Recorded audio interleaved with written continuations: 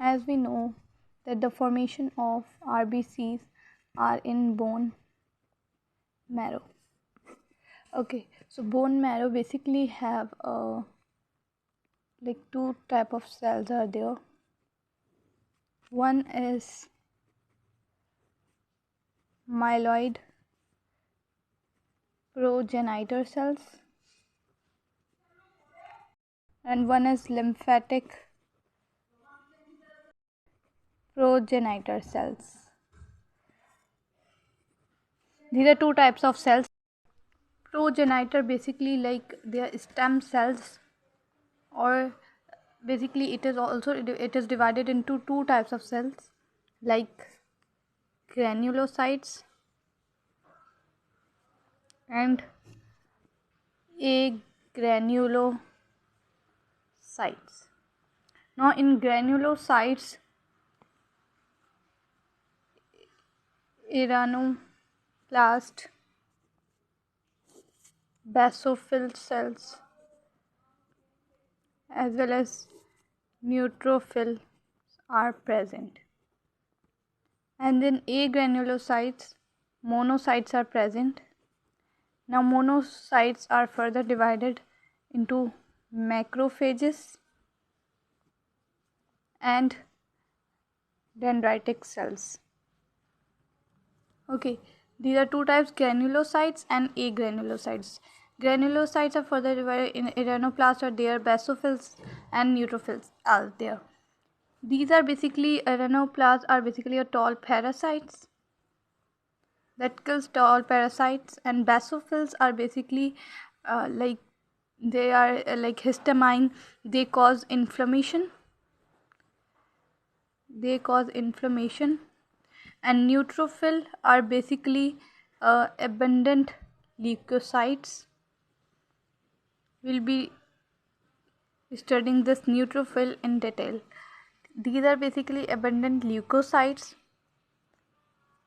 And if we talk about this lymphatic progenitor cells, here the NK cells that are natural killer cells, these are basically natural killer cells are originated from lymphatic progenitor cells, and T cells like T lymphocytes, B lymphocytes, that are also like originated from here. Now here if we talk about neutrophil, as we have discussed that neutrophils are abundant leukocytes,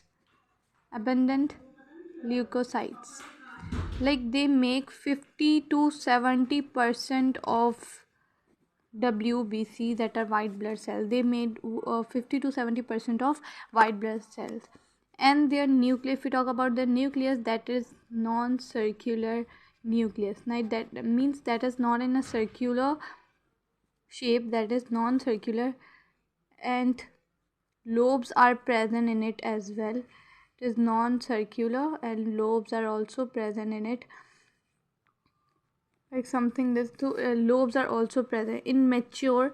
If we talk about mature neutrophil, that has 3 to 5 lobes present in the nucleus, and there like variety of receptors are present to detect, basically receptors are there to detect the pathogen, so this variety of receptors are present here in neutrophils. And neutrophils are basically highly mobilized. Okay, like they are the first cells to reach when like there any type of injury or accident, they are the first cell to reach there. And when they engulf any pathogen, like they can engulf pathogen only one time, and after that after the killing of that pathogen, they also die. Means they can only kill one pathogen in their lifetime, we can say.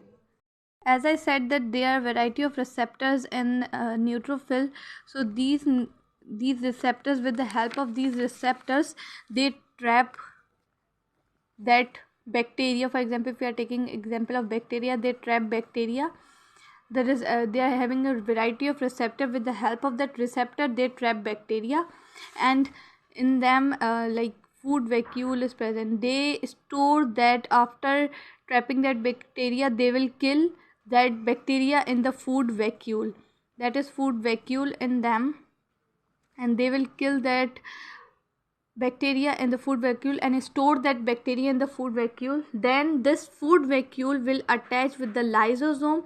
They will kill with that with that lysosome, and food vacuole will attach together, and lysosome will kill that bacteria. After killing that bacteria, they will get die too.